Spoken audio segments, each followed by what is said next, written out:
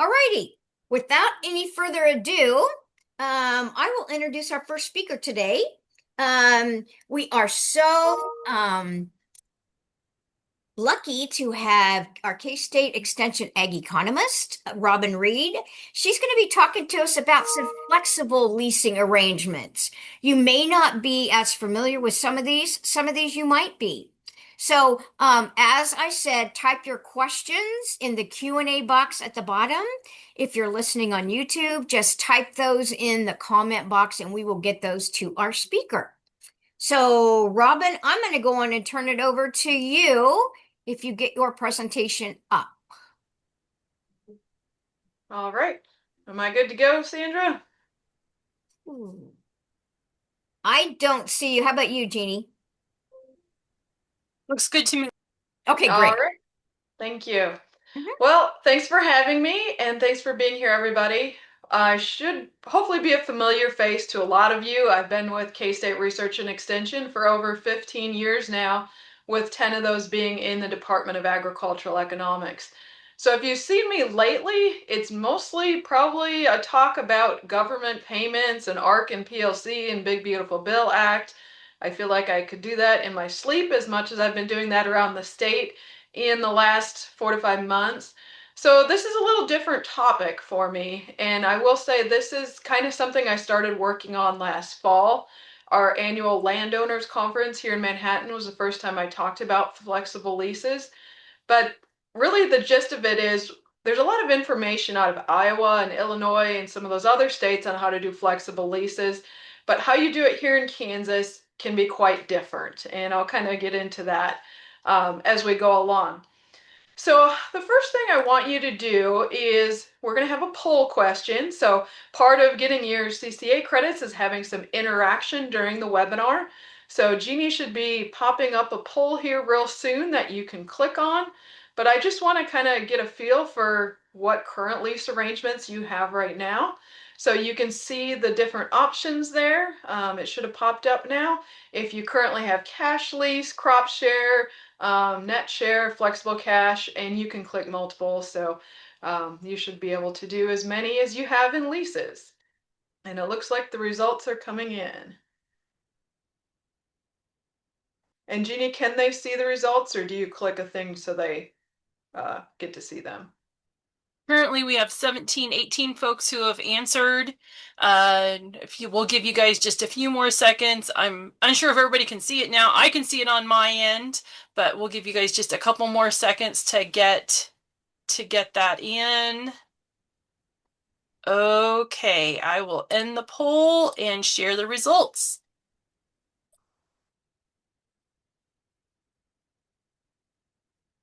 All right, and I think you can see it there, but if you can't, really the answers were most of you are in a cash lease and a crop share. There was just a couple responses that were in a net share or a flexible cash, and a couple that were in an other. So as we go along here, that's pretty common to what we see in surveys across the state, but we will keep going here and talk about that. So that is exactly kind of what I would expect. Our traditional leases here in Kansas, especially towards the western side of the state, have been crop share, where you're sharing the income and some of the expenses. The new leases, as we call them, net shares, becoming even more popular, and that's where you're sharing the income from the crop but not the expenses. And then the one I'm going to talk about today, which is a cash lease, but you're flexing on different pieces of revenue or input costs. So why is this coming about now? Well, I'm sure all of you that are farming have known we've had very volatile crop prices in recent years. We've had some highs after COVID and then the conflict in Ukraine. We've had some lows in the last couple years, and the market's just moving a lot quicker than I would say it did in the olden days. In addition to that, we have a lot of landowners that are now just geographically and knowledgeably different from their farming of the past. So you have landowners that don't really understand why it costs so much for fertilizer and why we're doing different crop rotations. And it's just a lot more work on a tenant's part to inform the landowner of what's going on in a crop share lease. So we've seen movement away from crop share into cash leases. And, from the tenant side too, there's just the keeping track of all the different land that you're leasing and the payments to the landowners and billing them for input costs, and it can get pretty complicated. Also, landowners working with the FSA programs and doing their own crop marketing and crop insurance, all those things have gotten better these days as far as products available to manage risk. But for a landowner that's not connected so much with farming, they can be overwhelming and complicated very quickly. But I think the biggest thing when it's coming down to why are we talking about flexible cash leases is that awkward conversation of what should the rent be. And I know I've been on both sides of this, and it is just a very hard conversation for both the landowner and the tenant to decide what that cash lease should be. So here again is our survey data I was talking about. It came out about like you guys answered on the poll. We every 4 years do a crop land leasing survey in Kansas. So this is just dry land crops, but you can see crop share used to be over 50% of the leases in our state. That has came down to less than 40% of leases in our state. Fixed cash obviously went up, but has been pretty stable lately. And then the flexible lease that I'm talking about today, you can see it has increased, but it's still a very small percentage of what's going on around our state. The net share here would be the other one that there is a small percentage, but mainly stable percentage here in Kansas. So what's the fundamental way that we use a flexible lease? So really we're trying to create a cash lease that self-adjusts so we can not have that awkward conversation every year, every 3 years, every 5 years of what a cash lease should be. So a cash lease that self-adjusts depending on commodity prices, on yields, or possibly input costs. All right, so here's how you do a flex lease. Anybody confused? Really, the issue is there is no one way to do a flex lease. Really, everything that I've seen across the state, they all have differences. Some of the things that are more common are you do tend to have a base cash price. So the landlord is going to be paid this amount. And then you have adjustments to that based on if prices are higher than they were when you set that base amount, if yield was higher, so that could be both and then be revenue. You could also look at input costs or net income. And then there are some that actually do flex down. I would say this is less common, but if you had a bad year in yield or price or high input costs, there actually is some that do flex down as well. But overall, the thing I want to drive home today is that you are not wrong in any way you set up this lease, as long as you and your landowner, tenant, whoever you are in the picture, agree on the parameters. One thing I kind of wanted to talk about before I get into some examples is risk. So again, when I started doing this topic, it was last fall at our landowners conference, and these are typically landowners that are out of state, inherited their property or purchased it as an investment and don't necessarily have a really good tie to agriculture. So what I want to drive home is if you have the risk, you should receive more reward in the long run. So here's an illustration of that. If the blue here, and this is just kind of a fictitious illustration, but if the blue here is the cash rental rate that you are paying per year as a tenant to your landowner, and then the red would represent your actual returns to farming. So you can see we've had some great years, we've had some not so great years, we've had some anomalies where again things happen in the world, war in Ukraine, COVID. But if you look at over time, the farm income is way less stable than what a cash rent would be. So what I want you to talk to your landowners about, and you can use these examples if you want, is basically if they want to participate in the risk of farming, over time they should receive more of the reward. So we call that a risk premium.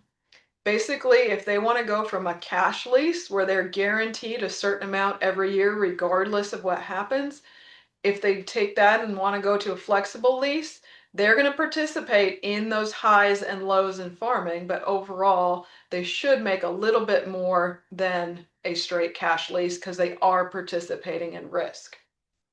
So my example here, over a 10-year period, if your average cash rent is $50 an acre, if they go to a flexible arrangement, maybe they average over that 10 years would be 55, but they're going to have years that they have as low as 40 or as high as 80. So again, if they're going to participate in the risk, they need to be prepared that there will be a large fluctuation in their payments. Okay, so I think we're on to our poll question here pretty soon, but what risk would you want to share with your tenant? So, price of crops, production and yield of crops, the input cost for those crops, or possibly a combination of those. So, price and production, or all three, price, production, and input cost. So, I'll give you just a minute here to go ahead and answer that poll.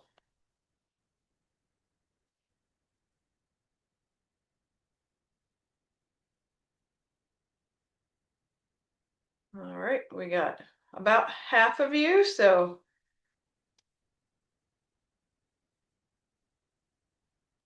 give you just another 10 seconds here.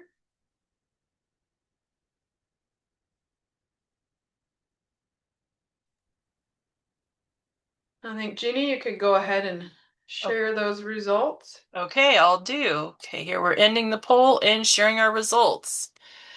Well, it's kind of skewed one direction here with a little bit on the other.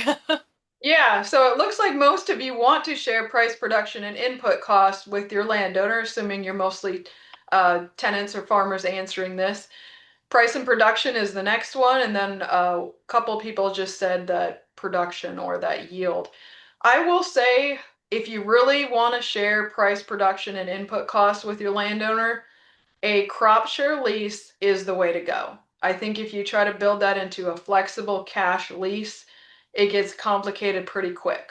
I will say I've seen people do it and do it successfully, but it's where there's a really good relationship and trust between the tenant and the landowner, and the tenant runs all their calculations, knowing their cost of production, and then provides that to the landowner, and they trust whatever outcome is what is fair. So so that being said, everything I'm going to talk about is typically price or production or both. I do not get into input costs with a flexible lease arrangement. Okay, so let's just go through here a little bit on some examples. So my first one really is the net share. So if you're in a crop share arrangement now, say, our traditional is 1/3, 2/3, where your landowner is getting a third of the production on the ground, but they're paying a third of the fertilizer, typically chemical, maybe seed. So what you could do is just move to a net share. They would still be receiving the crop, but again, they would not pay inputs in the net share. So my example here, and this is not a recommendation, just an example, but what if 25% of the production went to the landowner instead of 33, but they don't pay inputs? So 22 and a half bushels delivered to their local elevator, they market it as they like. So you're still sharing the price and production risk in that situation. Do know that the landowner also would have to do their own crop insurance, work with FSA, none of that stuff would actually change. So I wouldn't call this a flexible cash lease, but I just kind of explain what net share is when we talk about it. Okay, the other one that I would call here fixed bushel rent is something that you're probably familiar with out in Western Kansas. So here, the landowner is going to receive the cash equivalent to a certain number of bushels multiplied by the harvest price. Now, there are multiple ways of doing this, but the way I'm doing it, it's only flexing on price. So in, let's say, a year that we're producing wheat, if our normal farm yield is 40 bushels per acre, doesn't matter what it actually yielded, that's just the normal yield. The landowner would receive 22% of that as their payment, so 8.8 bushels. times whatever the price is at harvest. And then you can see what the landowner income would be. Again, this is a cash lease. They're not actually receiving those bushels. They're receiving the cash equivalent of those bushels at the harvest price. The third one, and I think this one is probably one that you haven't heard of very much, and I call it a crop insurance flex. Basically, it's using crop insurance information to set the rental rate. So I have a Milo example here. So the base price for Milo is actually in discovery period right now. So it's looking at the futures market for corn throughout the month of February, the daily settlement, and then after March 1st, we'll get the base price for insurance. So let's say right now 450 is just an example. You would multiply that by the normal farm yield. So, the APH would be your crop insurance yield before some of the adjustments. So there's the revenue of the farm. And what you do is just, again, a certain percentage of that would go to the landowner as the rental payment for the year. So I use 22%. Again, that's just an example, but it would create in this example about $69.30 of rental payment to the landowner. And again, how this would flex is each year that crop insurance base price would be used. So next year, let's just say we have $6 Milo, that would automatically adjust the lease up. If next year we have $3.50 Milo, that would naturally adjust the lease down. So it'll adjust price year to year. And I think the neat thing on this is that you know by March 1st what that rental payment is going to be. So it's a little more transparent, and the landowner knows what their income will be pretty quickly in the year. Okay, so the next two examples are just really kind of getting into the true flex rent that you probably think of when you're thinking a cash flex rent. So in my example, I think this is the easiest way as examples. If the landowner and tenant agree on $50 an acre and their normal corn yield is 70 bushels an acre, $4 corn price this year is kind of what's anticipated. So you can see this is the revenue from the corn crop. The landowner's going to get 50, the tenant's going to get 230. So that's kind of what's set at the beginning of the year. Now, what if we get to the end of the year and corn price increased to $5? The landowner and tenant share this extra income. Again, this one is just a bonus on price, not yield. So if it's $5 times the 70 bushels, you can see this is the 350 an acre. It's $70 over the revenue they anticipated. So they're going to share that extra revenue. I have right now the landowner gets 30% of the extra revenue, the tenant gets 70%. Now, again, it's just a recommendation, but I do believe the tenant should receive more because they do have the risk. They probably have crop insurance, but they still are carrying the risk of that yield. And this is only flexing on price. And that landowner's guaranteed that $50 an acre. So there is not a flex down. Now, here's a different outcome. What if at harvest the corn price is $3? So it went down. Really, in this situation, even though you have less revenue, that landowner is still guaranteed their $50 an acre. That's the base price. So they would be getting the $50 an acre. The tenant would be only $160 an acre. Hopefully, they'd have some crop insurance, revenue crop insurance kick in at that point. All right, one more example here, and then I'm going to talk about some nuances of some of these leases and how to handle them in different crop rotations. So my fifth example is a true cash lease flexed on revenue. So same situation I just talked about. They're going to agree on $50 an acre at the beginning of the season, $4 corn price, $70 bushel. So that's the same as it was in my last example. But now at harvest, again, the corn price increased to $5 per bushel, but they also had an increase in yield of 85 bushels an acre. So they're going to share this extra income both on the yield side and on the price side. So if you take $5 per bushel times 85 bushels per acre, you get $425. Again, they already anticipated 280, so that becomes a $145 of extra income. and then they're going to share this extra income. I have 40% now going to the landowner, 60 to the tenant. Again, that's not a recommendation, just an example. But since the landowner is participating some in that yield risk, I just gave them a little more. But again, this is not my recommendation, just an example. Kind of same scenario. Well, what if we got to harvest and the corn price was the same, but the actual corn yield wasn't 70 bushels, it was 50. And so we have less revenue. Again, the landowner's still going to get their base amount. The tenant would get less, but again, hopefully their crop insurance would kick in and they wouldn't actually experience that loss. So overall, how this works, I would make sure that 50 is below the normal cash rental rate. So you're starting a little bit less than you would with a straight cash lease. And then you would have those bonuses kick in if things are better than you anticipated. So that's kind of the gist of how this lease works. Okay, now, there's a couple things that I want to make sure if you're going to go into this that you make sure you define. The first one is price.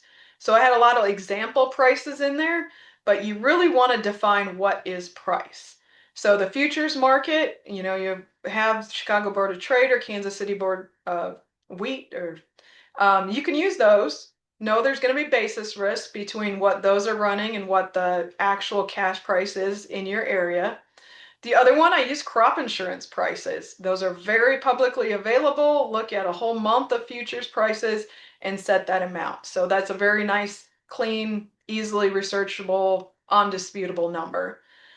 Cash price obviously is used and is the most accurate for the actual farm revenue. So if you're going to do this, I would specify the elevator that you're going to look at for the price. There is some USDA regional reports as well. You always run the risk of what if that report gets defunded and not available. But there is a lot of different ways that you can do price. The other issue is when. So do you look at what's the last day of harvest? What's the cash price on that day? Or the average daily price for the entire month of harvest?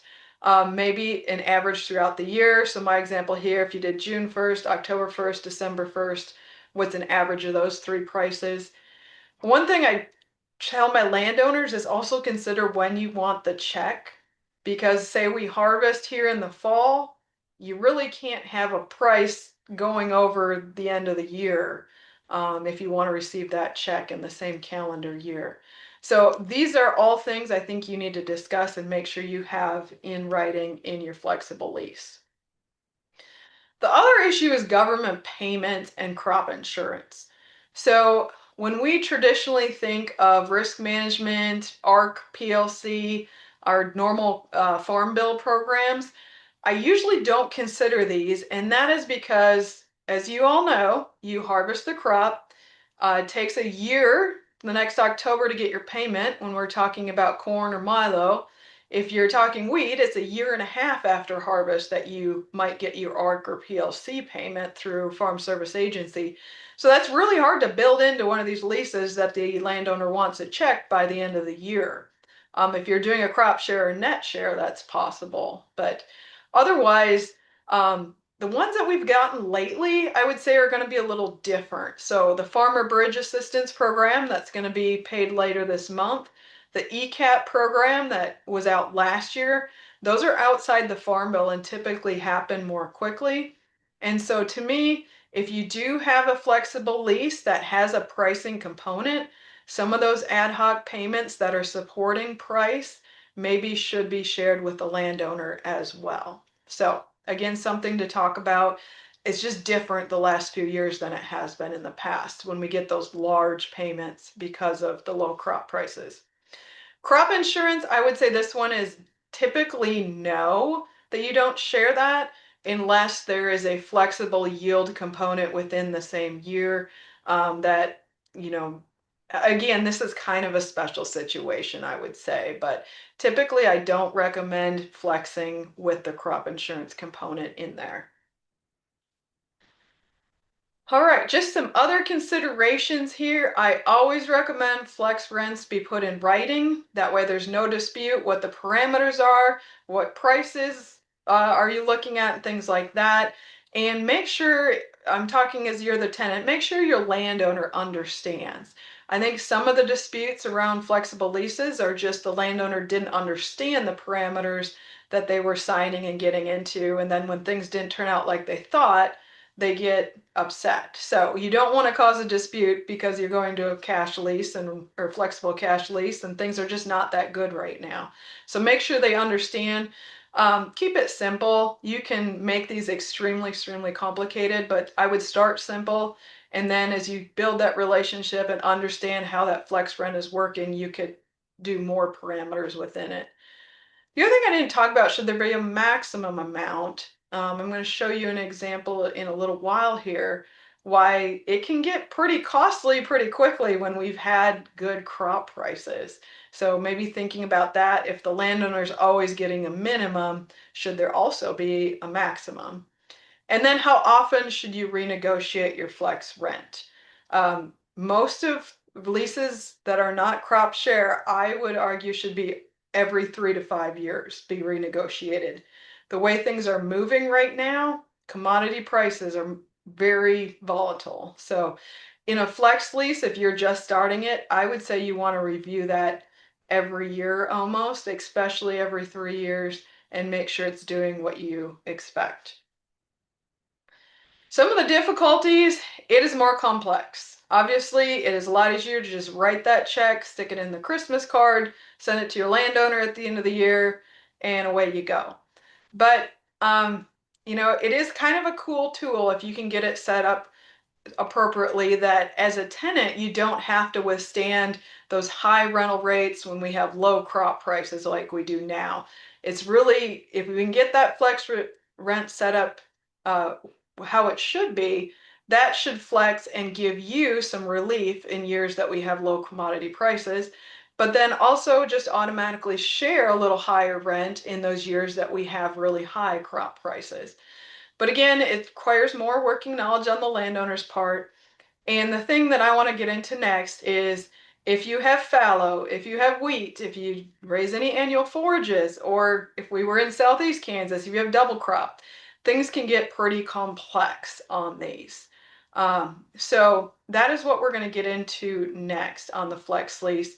If you're not dealing with some of those things, my examples that I went through 1 through 5 are a really good way to just do a normal year-to-year flex lease. So I'm going to get into a wheat, corn, fallow crop rotation, but I'm going to pause here. Jeannie and any of the panelists, presenters, are there any questions before we move forward?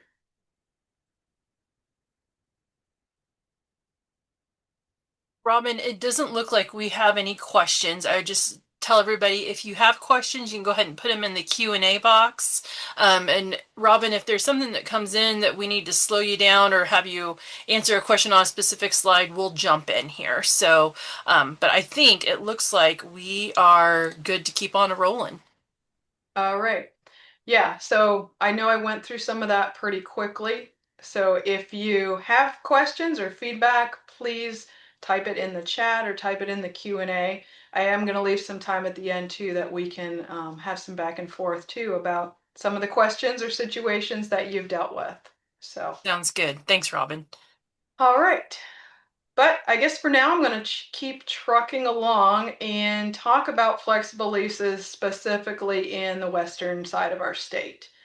So I know there's a lot of different crop rotations out there. I'm just using kind of our traditional wheat, corn, fallow one just to walk through what a flexible lease could do in this situation. But no, what I'm going to walk through you could do with any type of crop rotation that you have. So as all of you know, we're going to plant wheat, harvest it plant wheat in the fall, harvest it in the next summer. We'll plant corn the following year, harvest it that fall, and then have that long fallow period before we go back to wheat. So the thing that landowners need to understand, and if they're in a crop share lease now, is they're only going to get 2 crops every 3 years. So as a landowner, they have to be prepared for that. Now, flexible leases can handle this in a number of ways. So the landowner could agree to just receive rental income when the crop is harvested. So again, if they're in a crop share, they should already be used to this. So in my rotation, they're going to receive a payment 2 out of 3 years. Now, in a flex lease, I'd say this is probably the easier way to do it. The other thing you could do is that landowner would get a payment every year. So if they're in a cash lease now, maybe that's what they want to stay with. But how you would handle this is you wouldn't have an actual yield component in your flexible lease. So it'd be flexible on price only. So each year the landowner would get a blended payment of your normal crop rotation. So in my example, each year they would get a third of what the wheat payment would be, a third of what a corn payment would be, and then a third of nothing because it's fallow. So this calculation would be run every year, and that's the rental payment they would get. So I'm going to show you an example of that here in a minute. But to make sure you're still awake out there, this is our last multiple choice question, and it's a little different. So if you're a landowner, I want you to answer either A or B. So if you're a landowner, should the tenant pay you every year or only in the years that a crop is harvested? If you're a tenant, you want to click C or D. So C would be you only do a pay, or sorry, C is the landowner receives a payment every year regardless if a crop is harvested. D would be the landowner only receives payment if a crop is harvested that year. So I'll give you a minute to go ahead and answer that question.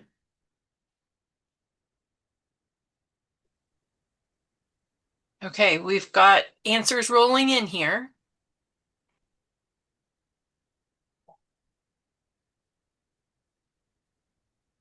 I think last time we got up to the mid-20s and how many Okay. participated. We got a few more here that are still thinking, I think.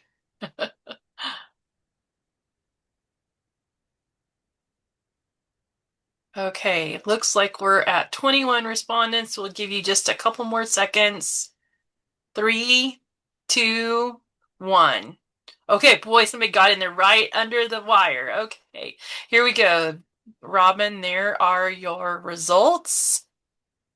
Okay, so if you're a landowner, it looks like 4 of you would prefer the tenant pays you every year. 2 of you are okay if the tenant only pays when the crop is harvested. If you're a tenant, it looks like you mostly prefer that the landowner receives a payment every year, regardless if a crop is harvested. That one's actually a bit of a surprise to me. And then that fourth option, the tenant pays the landowner only if a crop is harvested that year. So overall, it looks like most prefer that the landowner receives a payment every year. So we'll use that information going forward. Thank you for doing that. So the next, basically end of my presentation, I'm going to look at a case farm in Northwest Kansas and kind of do a study on if we had these different kinds of rents in place, what would be the outcome over a 12-year time span. So I, again, am doing a wheat, corn, fallow rotation. So over 12 years, we did 4 complete crop rotations. Now again, you might be switching your crop rotation up, be doing milo instead of corn, or some combination throughout those 12 years. So this is something that you could do on your own, but I just want to kind of show you the framework of how to evaluate when we have a flexible cash lease in a crop rotation like this. So the ones that I'm going to go through, basically 6 different rental situations. If the landowner is going to get paid every year, they're either going to get a cash rent, so straight cash amount, or a fixed bushel rent. If they're going to get paid just in a year a crop is harvested, I have 4 different options that I'm going to walk through. So maybe after seeing this, you'll change your mind in how often the landowner should get paid. So here's kind of my first 2 situations. The landowner gets paid every year. So I'm using the National Ag Statistics Service cash rental rate for this, the county this farm is in. So this again is a survey that goes out. A lot of you have probably received one. You fill it out, it goes back, and these are published in August every year. What is the average cash rental rate for dry land, irrigated, and pasture leases in your county? So that's kind of our base scenario, that a NAS cash rental rate, and that would be paid once a year on your tillable crop acres. So the fixed bushel, again, is the other way that I think would be easy to do a flexible cash lease where the landowner gets paid every year. So let me break down how this works on my example farm here. So my normal crop rotation, again, wheat, corn, fallow. My normal yield is 90 bushel corn on this farm, 40 bushel wheat. So the landowner is going to get equivalent to 25% of this normal yield each year. And again, 25% is an example. You want to run your own numbers to see if that is equitable for you.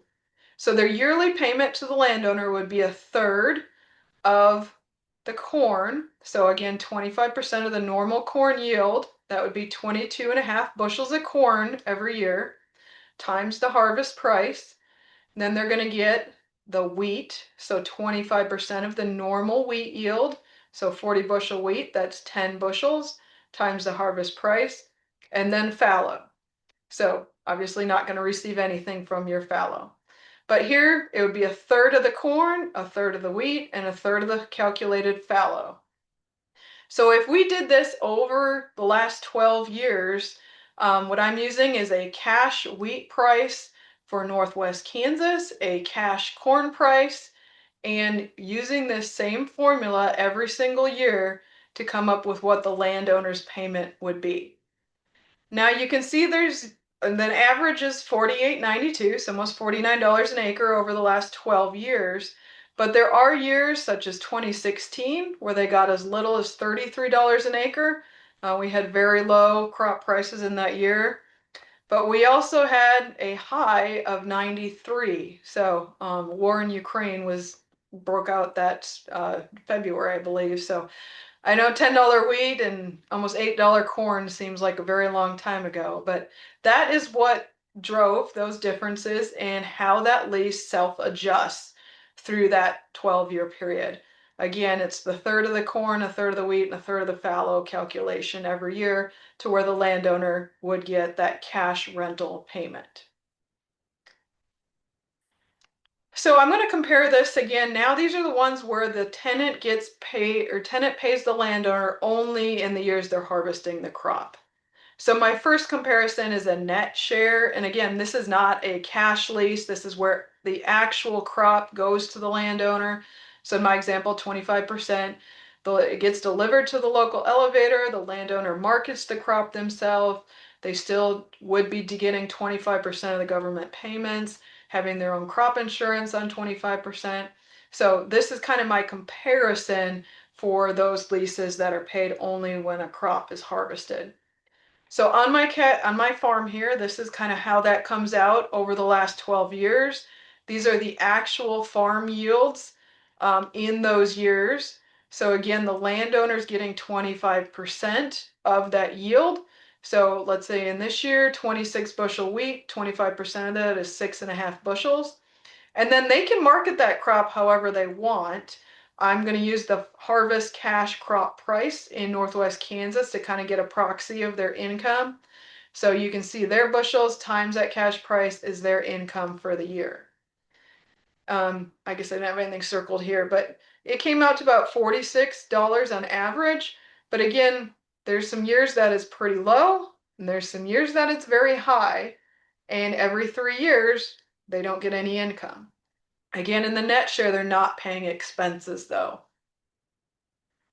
Okay, so here is a revenue flex. Basically, I'm going to set base rent at $40 per acre. That is the minimum amount that the landowner will receive regardless of what happens. Now, when we're looking at what actually happened to compare to that, the crop revenue I'm using is the harvest cash price times the farm's actual yield. So these are the same yields that you saw in the last one, how many bushels of corn and wheat were produced on their farm that year, the cash price for Northwest Kansas. So that becomes the farm revenue. Now I'm using 25% again, but this is something that is not my recommendation, just an example. If you took 25% of the crop revenue of the farm, that's what those numbers would be. And then you compare back to, well, if that's more than 40, then the landowner gets to share in that bonus at 25%. If it's less than 40, then they get the 40. So let's look at a couple years here. Again, 2017 was low crop prices. 25% of the farm income was only $35. So the landowner gets the base amount of $40 an acre. Again, that's the base price. This lease is only flexing up. The other one I've highlighted here is, again, when we had some pretty good corn prices, we had farm income of $126 if you take 25% of the actual farm income. So that created a landowner payment of $126 per acre that year. But overall, again, if you averaged through these 12 years, if you're following me, they're coming out quite similar. But the landowner would have averaged about $46. But again, would have to withstand the highs and the lows and benefit from those highs. Okay, same thing you could do, but flexing on price only. So I think you're kind of following me here. I'll start going through these a little quicker. Base rent, $40 an acre, same as the last scenario. Now the only difference is you're using the cash price at harvest, but instead of the actual farm yield, you're going to just use the expected farm yield. So no flex on price. The one advantage here is, if you're using some technologies and things that are increasing yield, and as a tenant, you want to benefit from those, that does give you the opportunity to do so a little bit more than our last option. So again, what we're going to do is just use the expected farm yield instead of the actual farm yield. Harvest cash price. Here's our farm revenue. 25% of our farm revenue are these numbers here. And then you compare that to the base rent. So in this year, again, that I pointed out before, we had low crop prices. So the 25% of the farm revenue was less than 40. So the landowner is going to get 40. In years where things are good, so 25% of the corn revenue was 120, they're going to get that 120. Overall, they're still around the $40 to $50 an acre average over those 12 years. One thing I should point out, I'm not adding in any government payments or crop insurance. Those are things that would inflate that rent a little bit if you did that, but I am not in these scenarios. Okay, and finally, my last example here is that crop insurance flex. And that again is where you're just looking at the crop insurance number that is set for, so for wheat, that would be in the fall. For our corn, that would be in the spring. What is the normal base crop insurance price? And then multiplying that by your expected farm yield to get your expected farm revenue. So in this one, there's no actual farm yield or cash price at the end of the year. This is the one that you on March 1st can set your rent, basically. So here's those numbers: base crop insurance price, expected farm yield. Here's your expected farm revenue. I use 23% here, goes to the landowner. So you can see those different prices. And again, the average is around that same amount. So, but you can see the years that we had lower prices, so $30 an acre, this one actually withstands those lower prices a little more and gave more to the landowner, but it didn't give so much on the high side when we had really high crop prices. So you're probably wondering how these things all compare. So if we stacked all these 6 different arrangements up over the last 12 years on my farm with the wheat corn fallow rotation, really the average over 12 years in dollars per acre is not that much different. Again, you could change some of the percentages that I'm using, but overall they came out pretty similar.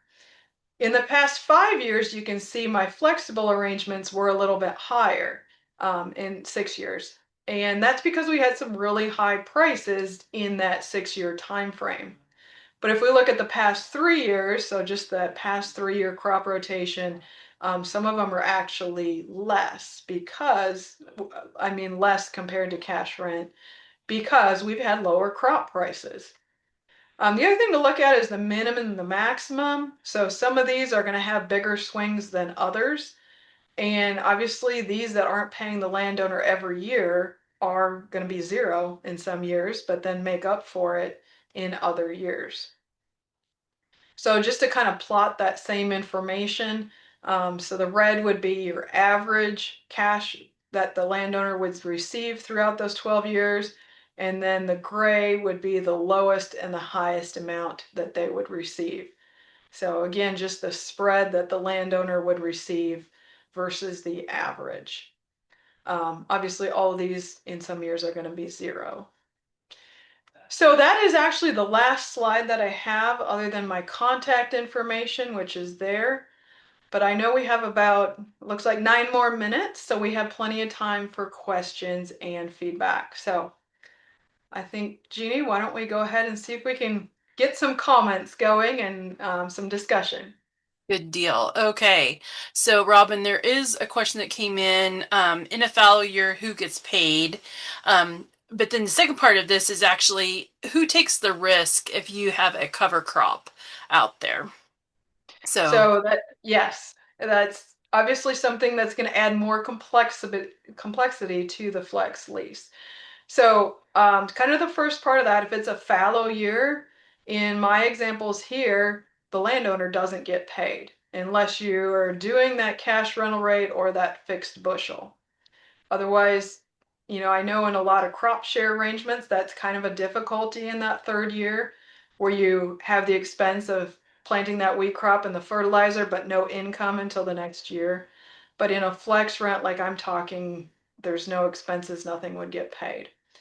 Now, cover crops, that is, I guess, whenever I hear cover crops in a lease arrangement, my first question is, what is your goal?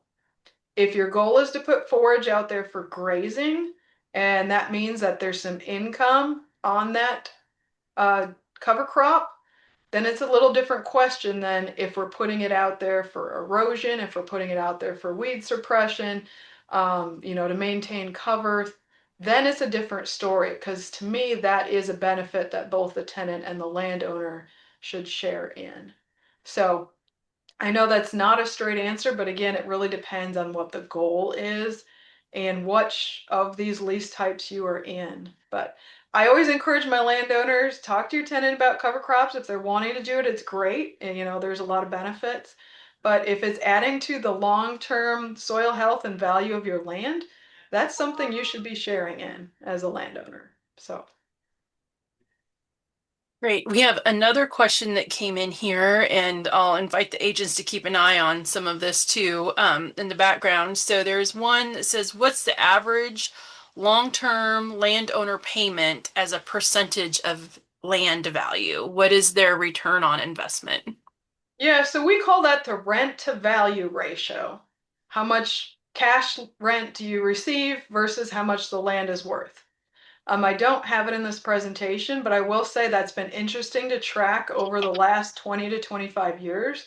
Because it used to be 20 or 25 years ago, you could expect about a 6% return on your irrigated ground, 4 to 5% return on your dry land, and 3% on your pasture. Nowadays, that is much, much less. And that's because land prices have gone up way quicker than rents have gone up. So right now, when we're looking at dry land crops, 2 to 3% would be what I would consider a cash rental rate versus the land value. So, and actually in this case farm, I had that number as reference. It was about 2.5% is what all of these arrangements equated to. Pasture rangeland, 1% is about what you can expect these days in cash rent versus the land's value. And again, it's just because we've seen land values increase so quickly that the cash rental rates haven't increased as much. Okay, good deal. We have another question that came in. Okay, this is how does the type of lease tend to affect the duration of the lease arrangement? It seems like a lease flex would lead to multi-year agreements. Yep. So I would definitely agree with you. When we look at lease durations and how long between negotiating, there's a lot of crop shares that haven't been negotiated in 20 or 30 years and they've self-adjusted and that's fine. But yeah, if in a flex lease, ideally, if you get it set up to where it seems to be working, there shouldn't be a whole lot of reason to have to renegotiate that. I would say it's definitely worth looking at every 5 years after you initially get comfortable with how it's working, but it could it could keep going. It wouldn't have to be renegotiated near as often as your normal cash straight lease. And I think that's the beauty of it. So this didn't hasn't shown up in the Q&A box, but how often do you recommend that landowners and tenants sit down and talk through these types of arrangements? Do we do it only when we're getting to the end of our lease, or is this a constant conversation on how to go about this? Yeah, and that's a great question, and I'm going to give the economist answer that it depends. Right. Um, I feel like things have been moving so quickly lately that negotiating more often is so much more beneficial. And I'll give a couple examples there. We have a ton of leases that are way higher than they should be for what the input costs are right now and what the commodity prices are. But to negotiate those back down are very difficult. Usually they go up and they don't come back down. The other part of that though is when did you negotiate last? Because if you didn't negotiate your lease in the last, I'm going to say 5 years, maybe it should go up because your landowner didn't get the benefit of the crop prices we had in 2021, 2022. So I always argue when I get asked that question, where should or where should rents go, up or down this year? It really comes back to when it was negotiated last. And I really like to see 3 to 5 years, just because of how quickly things are moving these days. I think there's an argument of maybe being made that you could do it every single year, but I know that's extremely difficult for both sides to do. Okay. Any other questions coming in on this? Robin, where do they go if they are looking for some guidance on doing lease arrangements, navigating these different types? What do we have for resources and where should folks go to get that? Yeah, that would have been a good thing to put on my final slide here. So maybe one of the agents could drop it in the chat, but agmanager.info is our website out of the Agricultural Economics Department here at K-State, where all of our outreach extension work is housed in one website. And there's a really good section under farm management where there's a land buying section and a land leasing section. And we have a lot of information up there. We have form leases if you want to go to a written lease. We have examples for crop share, for cash, livestock leases, facility leases, anything like that. There is a vast amount of resources up there. And if you can't find what you're looking for, contact your local extension agent, contact Jeannie, contact me.